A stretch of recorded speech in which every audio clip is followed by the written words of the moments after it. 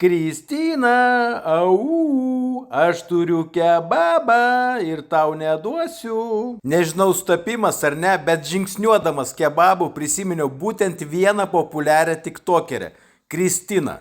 Kadangi kebabinės darbuotoja nelabai buvo patenkinta, kad aš filmuoju, tai video iš kebabinės tik tiek. Taip vadinamas kebabas lėkštėje, o iš tiesų vienkartinėme indelėje plaukia padažu. Kadangi panašių jovalų, kur padažu apipiltas ne tik tais bulvės ir mėsa, o ir pačios daržovės nevalgau, tai Kristina, jeigu esi Klaipėdoje, prišok, kebabą atiduosiu tau. Bet štai jau kebabo bandelėje ne tik kad Kristinai, bet ir Katinienė neduočiau. Norėdamas jums parodyti, kiek ilgai aš užtrukau, kol išviniavau kebabą, video, kuriame atlieku šį veiksmą, aš kiek pagreitinau. Kadangi analogišką kebabą bandelė su vištiena valgė ir Katinienė, tad mūsų abiejų nuomonės čia sutapo.